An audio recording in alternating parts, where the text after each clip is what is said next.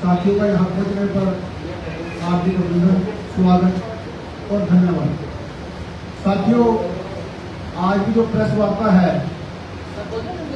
वह जो पिछले दिनों में हरियाणा पंजाब के अंदर आपदा आई, बाढ़ आई, उसको लेकर कर रहे हैं और जिसको एड्रेस जो है हमारे राष्ट्रीय नेता सरदार गुलाम सिंह जी को विनती करेंगे।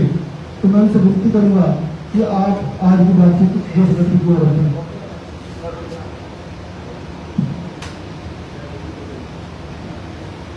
आज की प्रेस वार्ता में आए सभी हमारे पत्रकार भाइयों का धन्यवाद।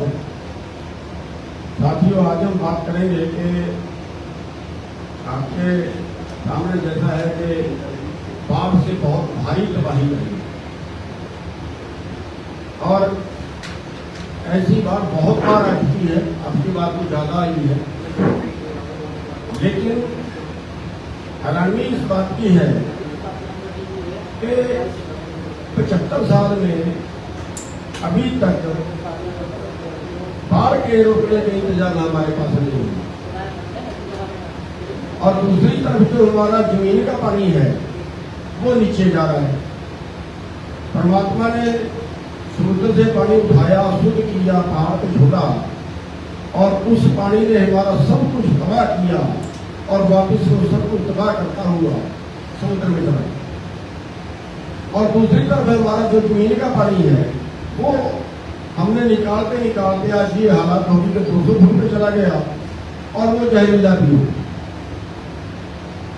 आगे हमारे आगे अंधेरा है कि और पानी जमीन में शायद कुछ भी कहीं बचा हुआ है। तो हम कहना ये चाहते हैं कि जो बाढ़ का पानी है वो रोकने के इंतजाम किए जाने चाहिए थे, जिसपे अभी तक सरकार ने ना तो कोई ध्यान दिया और ना ही इस पे कोई बजट खर्च किया। आज तक जो बरसाती नदियां हैं, उदाहरण के तौर पर जो हमारे नजदीक है, गगर है, टांगरी है, मारकंडा है, यमुना है, इन किसी भी नदियों की कोई जमीन नहीं है, कोई कमी नहीं है। शायद आप लोगों को नॉलेज अभी तक नहीं होगा, इन नदियों की अभी तक कोई जमीन नहीं है। कोई जमीन ये तय नहीं किया हुआ कि ये नदी यहां से गुजरेगी। सब में किसानों की जमीन काट दी और ये टोटल नदियां जो आज हैं वो किसानों की जमीन से रहेगी। तो सबसे पहला सवाल तो हमारा ये है कि एक जमीन एक्वायर की जानी चाहिए। जितनी जमीन में नदी चलेगी उसकी जमीन एक्वायर की जानी चाहिए, उसके बीच से वो नदी चले और उसकी एक सीमा तय करे कि कितना पानी आता है, उसकी कितनी गहराई चाहिए।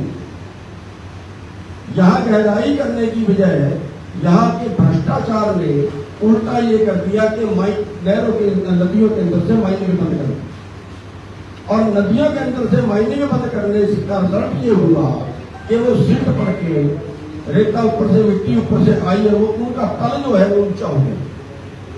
और आज आप तल ऊंचा होने से आप देखें, जो घग्गर 500-600 फुट में हुआ करती थी वो आज 30 फुट में सिमट गई।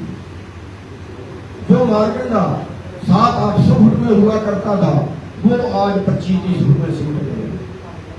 टोटल बरसाती नदियों का यही हाल है। अब जहां पानी 700-800 फुट में निकलना था वो पानी 30 फुट में कैसे निकल सकता है और उसका तल भी ऊंचा हो गया।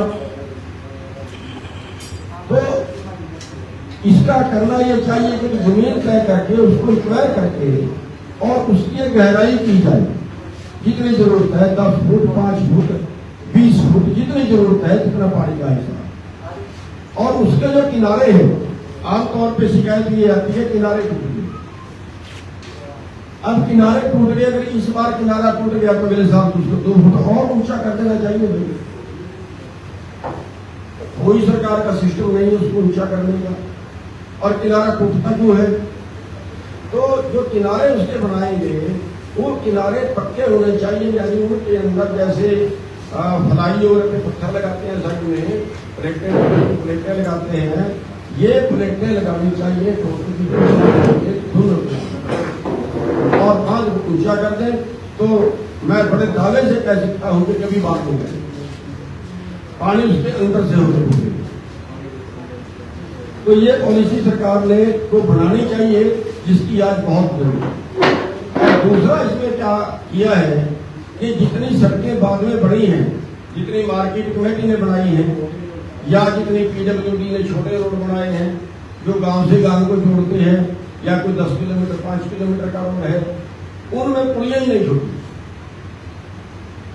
उनमें पानी की निकासी ही नहीं छोड़ी, और अब वो सारी की सारी काटनी पड़ी,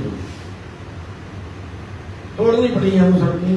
और तोड़ने से नुकसान भी होता है, कई जगह में बंदे गिर के मर गए, कई जगह कोई और नुकसान होता है, और फिर तब तक तो पानी बहुत ज्यादा नुकसान कर चुका होता है, फिर झगड़े फिर अगला नहीं काटने देते। इसकी पॉलिसी बनानी चाहिए कि हर 200 मीटर पे एक पुली लगेगी, जितने भी लिंक रोड है, जितने भी छोटी सड़कें हैं, हर 200 मीटर पे एक पुली लगेगी। ये पॉलिसी बनानी चाहिए।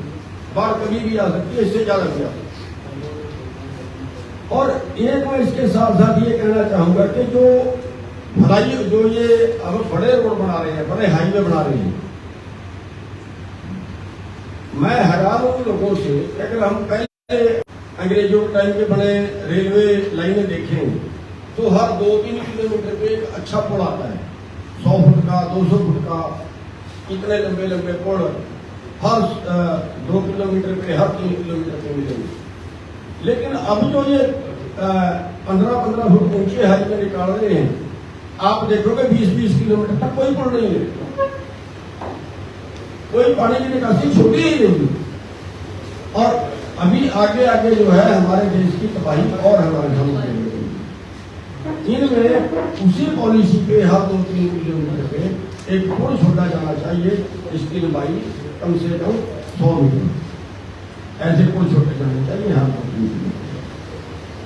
तो इससे जो है वो बाढ़ रुक सकती है, जो बहुत ही जरूरी है। और जो उसकी माइनिंग है, एक तय तली इसका तल तय कर देना चाहिए कि इतनी गहरी तो नदी रहेगी ही, अगर उसमें उससे ज्यादा मिट्टी आती है तो उसकी हर साल माइनिंग करनी चाहिए, हर साल की खुदाई करानी चाहिए, जिससे भारी भरकम पैसा भी सरकार को बढ़ेगा। और अभी जो इन्होंने माइनिंग बंद की है वो भ्रष्टाचार के कारण है, बड़ी डकैती। तो इससे वो भ्रष्टाचार भी रुकेगा और इससे बाढ़ भी रुकेगी। हाँ, बजट एक बार जरूर खर्च करना पड़ेगा, और वो बजट में मेरे ख्याल से जितना इस साल में नुकसान हुआ है, 1 साल में नुकसान हुआ है, शायद इससे ज्यादा नहीं लगेगा। अगर टोटल बरसाती नदियां नाले जो भी हैं, अगर उनको साइड से पक्का कर दें और अंदर से उनको खुदा दें। तो साथियों, इसको बड़ा पॉइंट ये था। और इसके साथ साथ दूसरा है कि जहां पे बाहर से बाढ़ का पानी नहीं आता, बाहर लेकिन उस इलाके में अपना बहुत ज्यादा पानी जमा हो जाता है। कई बार बारिश ज्यादा पड़ जाती है और ज्यादा बारिश पड़ने से वहीं का पानी वहीं की फसल को मार देता है। तो उसके लिए भी सरकार को इंतजाम करने चाहिए। और उसके लिए जहां पे हमारी खाली जमीनें पड़ी हैं, वहां पे झीलें बनाई जा सकती हैं, वहां पे तालाब बनाए जा सकते हैं। और जो किसान अपने खेत में मान लीजिए, अभी हम देख रहे हैं कि इधर 1 किलोमीटर में बाढ़ है और 1 किलोमीटर उधर जो है वो मोटर करने की। तो जो पानी बारिश का है, इस सारे पानी को संभालना चाहिए और इस सारे पानी को दोबारा से सिंचाई के लिए दिया जाना चाहिए। तो ये बड़ा मैटर है जो आज तक सरकार का इस बात पर ध्यान नहीं दिया है, और हम आपके माध्यम से, मीडिया के माध्यम से सरकार का ध्यान इस ओर आकर्षित करना चाहते हैं। एक बड़ी अजीबोगरीब और हमारे सामने दृश्य आया है कि घग्गर, कांगड़ी, मारकंडा और एक पटियाला के पास से नदी है।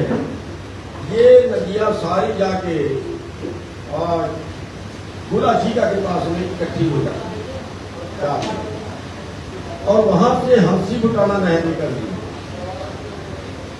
हांसी बटाना नहर को ऊपर से निकाल दिया गया और इन चारों नदियों का पानी नीचे से सैफर बना के निकला। अब इनमें तो बेतहाशा पानी कितना आ जाए तो पता नहीं। और वो पानी वो आगे उसकी दीवार हो गई, बिल्कुल आपको देखने में ये लगेगा कि घग्गर को बिल्कुल आगे से बंद कर दिया गया। तो उसका पानी पीछे रुकता है और जो कई फुट पीछे भर जाता है, उसमें पंजाब के गांव, उसमें हरियाणा के गांव, और वो फिर पीछे से जाके कई किलोमीटर पीछे से हांसी बटाना को तोड़ के, हालांकि वहां हांसी बटाना की मेरे ख्याल से 15-20 फुट ऊंची पट्टी है, उसको तोड़ के वो जो है वो गया इधर गुलाची का गेला में। यानी इस बात को मतलब महामूर्खता कह लीजिए कि हमने कहीं नहीं देखा कि जो नहर है, नहर ऊपर से गुजरे और जो इतनी 4 नदियां इकट्ठी मिल गई उनका पानी इससे भरते हुए। तो वो जो है वहां पे हांसी बटाना जो है वो नीचे को गुजारनी चाहिए और ये सारी नदियां ऊपर घुस के जानी चाहिए। और वहां पे क्या होता है, वहां पे उसमें जो नीचे से गुजारने क्योंकि इसमें सिल्ट आती है, वो सिल्ट जम जाती है, वो नाके बंद हो जाते हैं, तो पानी और कम हो जाता है। और फिर हर साल उसका ठेका देते हैं उनकी सफाई करने का। इस साल भी वहां पे 21 लाख रुपए का। और फिर वो क्या करता है ठेकेदार, वो 21 लाख तो लेगा सरकार से और बाकी उसने बेच दी मिट्टी, लोग तो अपना उठा के लेंगे मिट्टी, और फिर वो उसके नाम से और ज्यादा गहरे गड्ढे बनवा देता है आगे भी पीछे।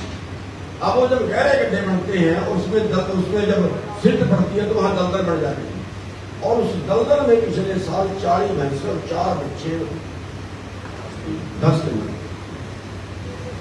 कोई सुनवाई नहीं। तो वो हमारा मैटर था कि वो हांसी बटाना जो है वो सैफर बना के नीचे से निकाली जाए ताकि ऊपर पानी खुला उछल जाए। एक हमारा था कि इन्होंने मुआवजा कुछ अनाउंस किया है, लेकिन उस मुआवजे में खराबे का मुआवजा, लेकिन उस खराबे के मुआवजे में एक तो जो बोर बैठ गए हैं उनका बिल्कुल जिक्र नहीं और बहुत से बैठ गए। हमारे अपने गांव में 35-40 ट्यूबवेल जो है वो बैठ गए हैं और कई में तो मोटर और केबल का डिलीवरी तो सारा कुछ।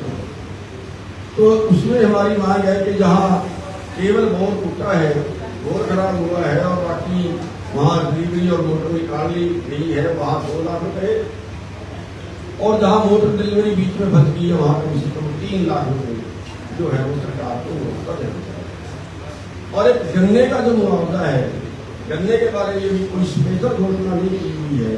गन्ना 1 साल की फसल है और गन्ना जो है वो 1 किले से ही जो उसका नुकसान मापे तो वो दूसरी फसलों से 3 गुना नुकसान 1 साल के गन्ने में हो जाता है।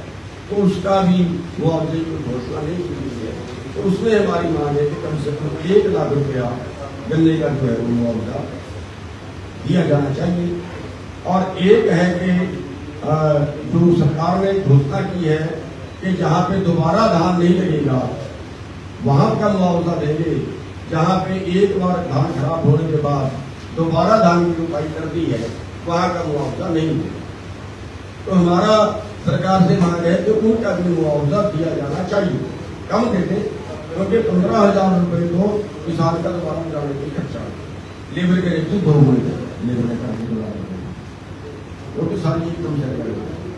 तो उसके लिए हमारी जो मांग है वो साथियों बस आज की जो मांगे थी।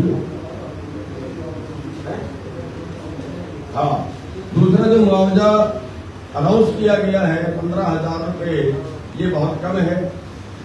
इसको बढ़ा के कम से कम 40,000 रुपये किया जाना चाहिए। जहाँ पे कोई फसल बिजाई ना हो उसका 40,000, और जहाँ पे दोबारा से फसल बीज दी है दोबारा धान लगा दिया है वहाँ पे 15,000 रुपये।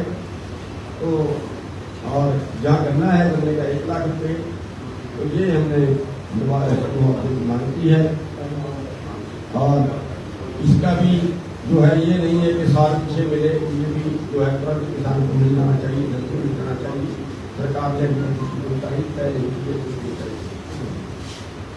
तो साथियों मेरे मुद्दा के यही थे और आप आए, आप सबका धन्यवाद भाई। रोहित जी, एक तो ये है कि आप नदियों में माइनिंग रोकने के पीछे किस तरीके के भ्रष्टाचार की बात कर रहे हैं। दूसरा ये है कि सरकार ने शुरुआती नुकसान 18,000 एकड़ बताया है, हालांकि फाइनल असेसमेंट अभी आना है सरकार का। तो आपको क्या मानना है कि बाढ़ से कितना नुकसान हुआ है कुल फसलों में? देखिए, इसमें दोबारा फसल लग ही नहीं सकती। उसका 18,000 और 15,000 करके बनेगा, उसका 50,000 जो ज्यादा खत्म उसका हो चुका। वहाँ कम से कम 50,000 का नुकसान है और सरकार ने भी उसको 15,000 मैं ये कह रहा हूँ कि 18,000 एकड़ कुल फसलों को नुकसान सरकार ने शुरुआती तौर पर बताया हरियाणा में। एकड़ टोटल एरिया 18,000 एकड़ का शुरुआती। आप देखिए मतलब कितने जिलों में नुकसान है। यमुनानगर में, कुरुक्षेत्र में, अम्बाड़ा में, कैथल में, फतेहाबाद बुरा हाल, सिरसा में बुरा हाल, और उधर जो एरिया है सोनीपत का जो घाना एरिया है उसमें बहुत बड़ा नुकसान, झज्जर में नुकसान, तो बहुत ज्यादा नुकसान है। 18,000 एकड़ मीडिया रिपोर्ट में 5 लाख एकड़ में करीब बताया जा रहा है। आपका क्या मानना है, इसी के आसपास है? मीडिया 5 लाख का 1.5 लाख 2 लाख के बीच क्षेत्र में होता है। मतलब पता नहीं अब इन्होंने 18 कैसे बना दिया। जो वहाँ पे भीपुर गाँव है बेहबा में, उसके आसपास वहाँ एक झील के नाम से बोली जाती है झील 6,000 एकड़ है। 6,000 तो एक ही जगह पे खत्म है, एक ही जगह पे 6,000 एकड़ खत्म है। 18,000 सारे ये तो मतलब एक ना देने वाली बात है। नदियों वाली आप बात कर रहे थे कि घाट की जो माइनिंग नहीं है रोकी हुई है सरकार ने, उसके पीछे किस तरीके का भ्रष्टाचार आप?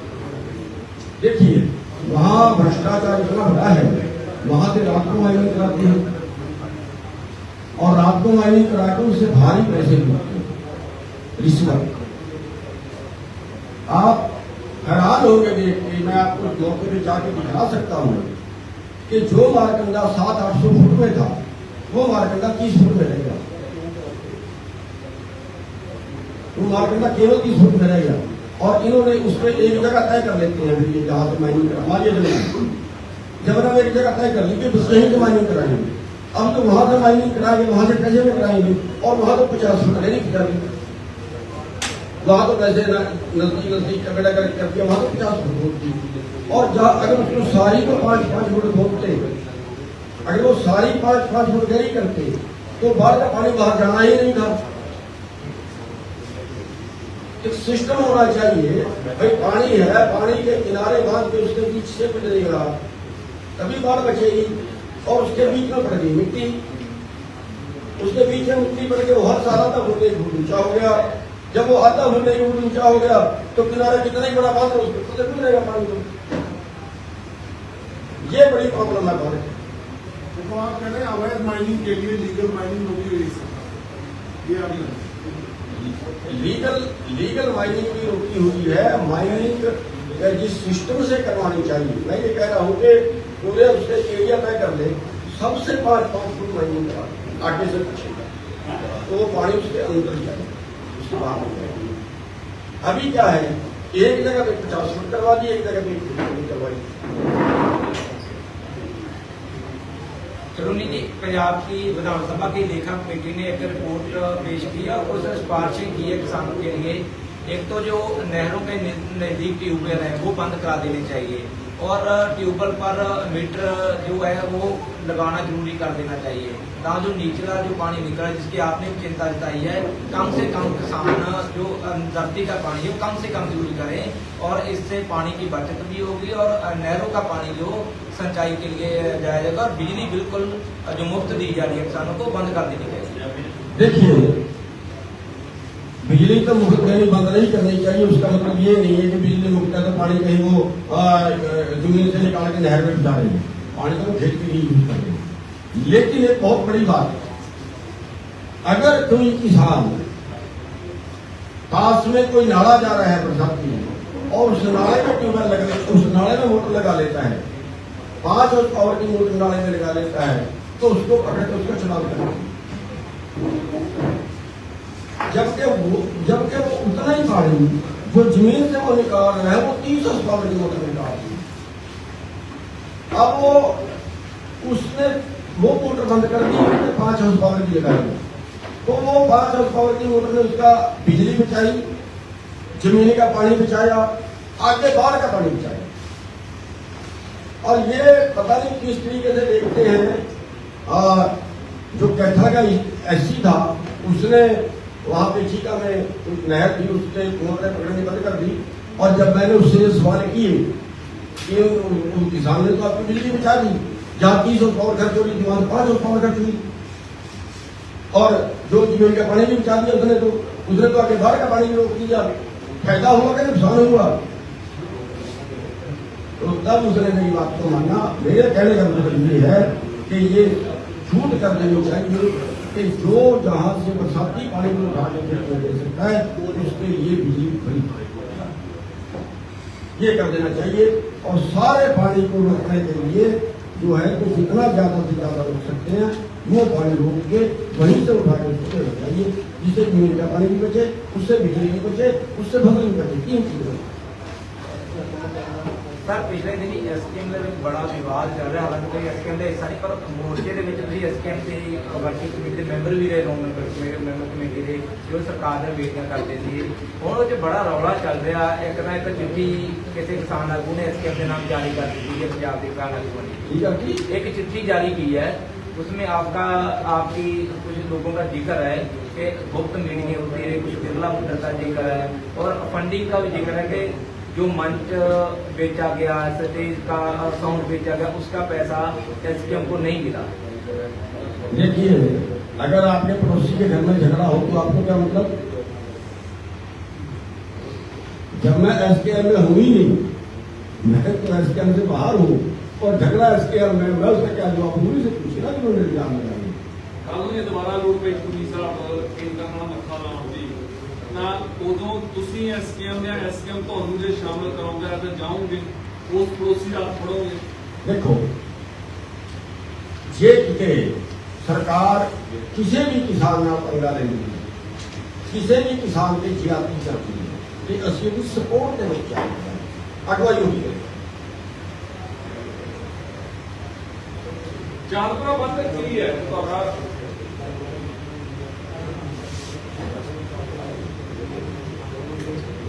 ਨਾ ਵੀ ਚਾਂਦਪੁਰਾ ਬੰਦ ਤੇ ਹਰਿਆਣੇ ਦੇ ਕਿਸਾਨਾਂ ਦਾ ਕੀ ਨਜ਼ਰੀਆ ਹੈ? ਉਹ ਚਾਂਦਪੁਰਾ ਬੰਦ ਜਦੋਂ ਟੁੱਟਿਆ, ਜੋ ਹਰਿਆਣੇ ਤੇ ਪੰਜਾਬ ਦੇ ਬਾਰਡਰ ਦੇ ਜਿਹੜੇ ਕਿਸਾਨ ਨੇ ਉਹ ਕਹਿੰਦੇ ਨੇ ਕਿ ਇੱਥੇ ਉਹਨਾਂ ਚਿਰ ਹਰਿਆਣਾ ਪੁਲਿਸ ਬੈਠੀ ਨਹੀਂ ਜਿੰਨਾ ਚਿਰ ਬੰਦ ਟੁੱਟਿਆ ਨਹੀਂ।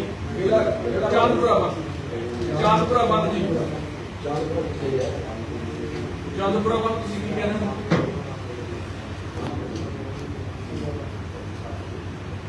देखिए, मैं फिर वही बात बता के हटा हूं कि जब उसकी ठीक से सफाई नहीं होगी, जब पानी के रास्ते सही नहीं होंगे तो पुलिस पानी नहीं रोक सकती। पुलिस के पास पानी रोकने का कोई तरीका नहीं है। अभी ये सफाई के नाम में बजट खा रहे हैं। मैं आपको जाके दिखाऊं, पेहवा के अंदर एक ड्रेन है, सरसों की ड्रेन के नाम से, जहाँ से इस पूरे इलाके का पानी होकर उसके अंदर से गुजरता है। उसमें पेड़ खड़े, झुंड नहीं, पेड़।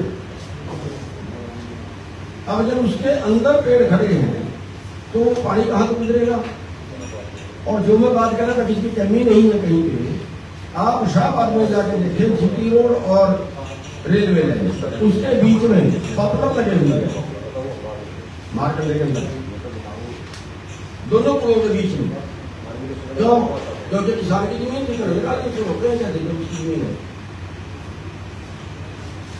तो पुलिस का तो केवल इतना काम होता है कि लोगों को पहले चेतावनी दे दे या लोगों को कहे भाई सुरक्षित जगह में चले जाओ। तो पर जिस तरह रोकिया गया ਉੱਥੋਂ ਦੇ ਕਿਸਾਨ, ਪੰਜਾਬ ਦੇ ਕਿਸਾਨ ਉੱਥੇ ਨਾਲੇ ਕਹਿੰਦੇ ਨੇ ਜਿਹੜੇ ਉਸ ਬਾਰਡਰ ਤੇ ਨਾ ਲੱਗਦੇ, ਕਹਿੰਦੇ ਰੋਕਿਆ ਗਿਆ ਜੇਕਰ ਇਸ ਬੰਨ ਨੂੰ ਪੂਰੇ ਜਾਣ ਦੀ ਕੋਸ਼ਿਸ਼ ਕੀਤੀ ਜਾਂਦੀ ਸੀ। ਹਰਿਆਣਾ ਪੁਲਿਸ ਚਾਹੁੰਦੀ ਸੀ ਇਹ ਬੰਨ ਉੱਤੇ ਪਾਣੀ ਜਿਹੜਾ ਪੰਜਾਬ ਦਾ नहीं नहीं हम कभी नहीं उसको चाहे कि दूसरे का बात करने को पहले पानी नहीं मिलेगा ये बिल्कुल भरजा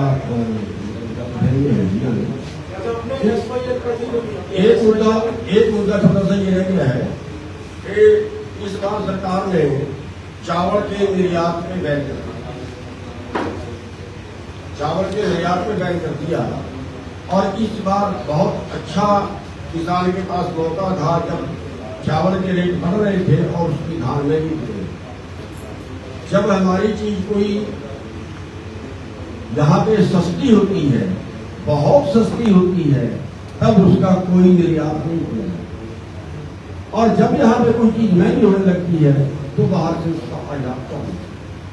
तो अब की बार जो चावल है, चावल का निर्यात एकदम से रोक दिया। और जबकि इस बार संभावना ये थी कि चावल जो है वो हमारा धान जो है वो MSP से ऊपर जाए, 200 रुपये 300 रुपये ऊपर जाना था, लेकिन इस बार उसको जानबूझ के किसानों को दबाए रखने के लिए निर्यात को लाए। बात नहीं की आपने कि अगर SYL बंद पड़ी है, अगर वो भी चलती सही देखभाल होती तो बाढ़ का समय भी कम हो सकता था। नहीं, SYL तो जो है SYL तो जो है पीछे से ये तो नहर है, नहर से कभी बाढ़ नहीं आता।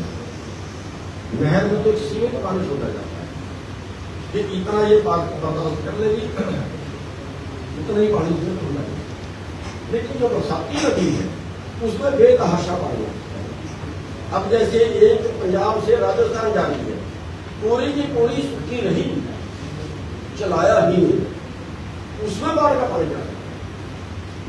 तो सफाई के नाम पे अब सफाई करने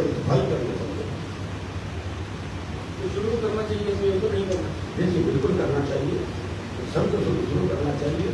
और मैं ये कहता हूँ कि इस मुद्दे को डिस्प्यूटेड ना बना के सेंट्रल गवर्नमेंट को क्या करना चाहिए, सेंट्रल गवर्नमेंट को पॉलिसी बनानी चाहिए कि बरसात का पानी है। देखिए हमारे देश में आपको आंकड़ा बता दूं, हमारे देश में जितनी बरसात होती है देश को पानी की जरूरत उससे कम है। अभी बरसात का 25% पानी के करीब यूज हुआ है। अगर इसको 75% भी यूज कर लिया जाए तो नीचे से पानी नहीं निकलता और उसमें किसी का ध्यान नहीं है। ध्यान इस बात पे है कि ये जो पानी है ये हमें क्यों नहीं दिया, वो कहते हैं हमारे पास फालतू नहीं, हमने नहीं। झगड़ा फालतू दोनों के पास। मैं ये कह रहा हूँ अभी सारा पंजाब ने वो दिया, सारा हरियाणा ने वो दिया, ये पानी का कोई चार्ज तक नहीं किया, कहीं बड़ी झीलें नहीं बनाई। अगर हम कहीं पे 1000 के लिए अगर करें और 1000 के लिए 50 रुपये का पार दें, मैं कहता हूँ पूरी नहर पूरी घंटे का पानी लग जाएगा और वो बड़े विचार भी होगा। अब मैं जैसे बता रहा हूँ कि हर आदमी अपने खेत में तालाब बना ले, जब ये बाढ़ आई तो अपना तालाब भर ले, वही पानी उसका 6 महीने काम चला देगा। इस पे कुछ किसी का ध्यान ही नहीं है, जिस पे आज हम कोशिश कर रहे हैं आपका ध्यान दें।